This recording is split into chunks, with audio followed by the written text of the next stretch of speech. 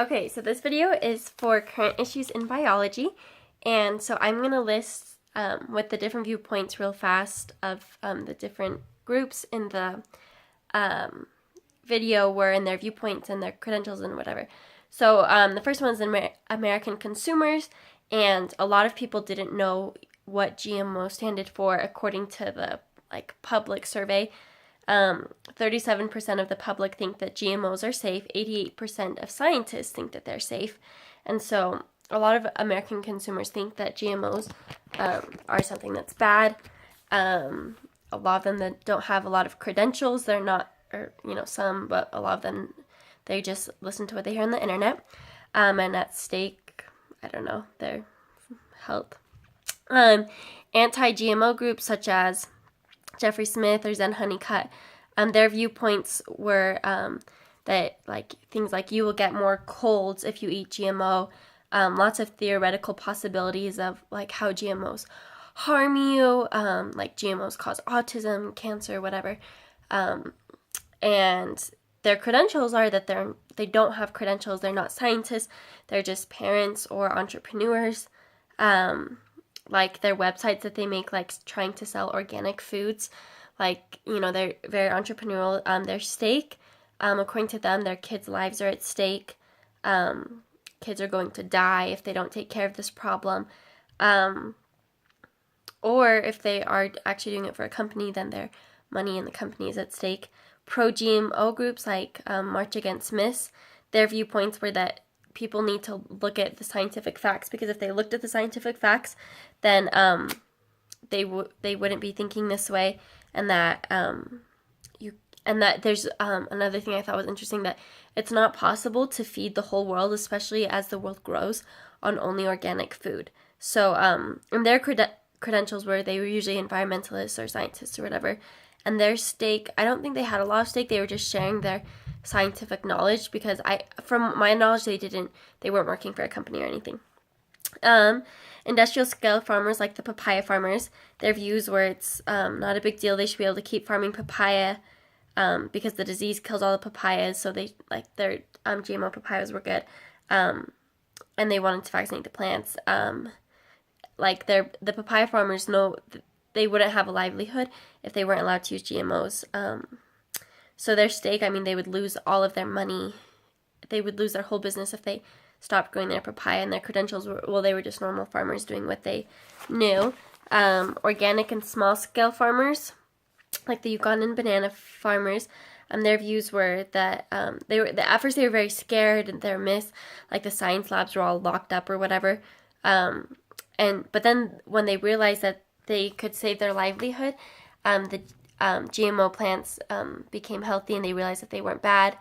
And then they came to the conclusion, without food, you'll just commit crime, and it's just worse, so that they need these GMOs to function.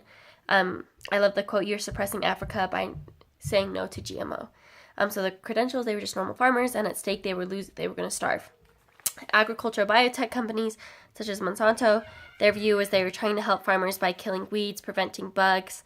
Also, obviously, and the data shows that GMO has decreased the use of harmful pesticides, and that people are just misinformed. Their credentials, their scientists, and their stake is obviously they want to make money. Just normal scientists, some of the views differed, but a lot of them said that people don't have it, actually the scientists were mostly the same. They just said people don't have accurate information. GMOs add helpful traits to food so that the farmers can function, and if you look at the consensus of scientists over 30 years, they all, almost always, conclude the same thing, that GMOs are safe.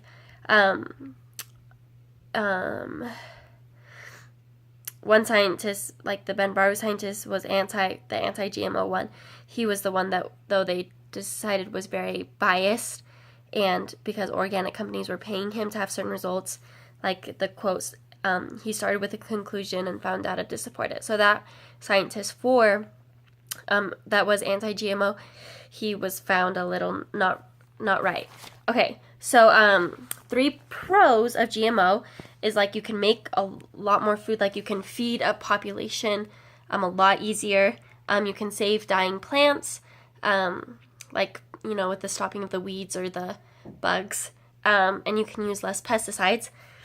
The cons, this was kind of tricky because I feel like all the cons are like wrong cons. Like I couldn't think of any cons that were actually legitimate cons, except maybe putting out of jobs, like organic farmers, and like the one lady who said that you need to go back to what Mother Nature gave you or what God gave you, and so maybe the food isn't wholesome. So maybe those are two cons. The food isn't like wholesome, I guess you could say.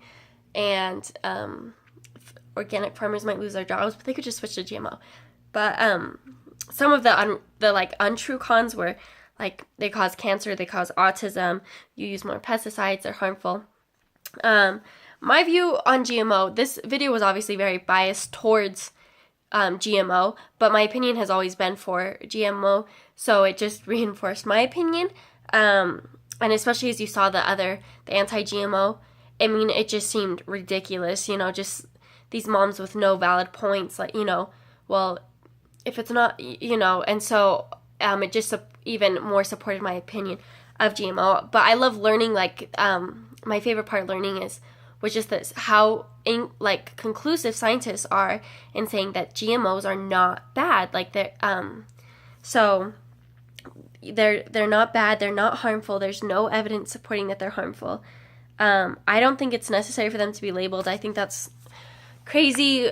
I mean, if they're not harmful, I think if anything, you should more worry about, like, you know, all the sugars that are in foods and how harmful that can be to someone, you know.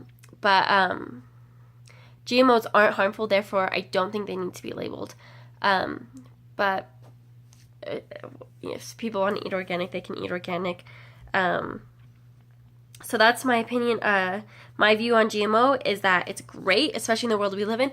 I mean, according to the scientists, obviously I don't know exactly, but according to them, we would not be able to survive, especially in the future. 9 billion people would not be able to survive unless they want to kill all the Amazon rainforest, and even then, on organic food. It's just not possible. So to me, I think it's great. Scientists are great, and so, yep, there's my opinion on the video.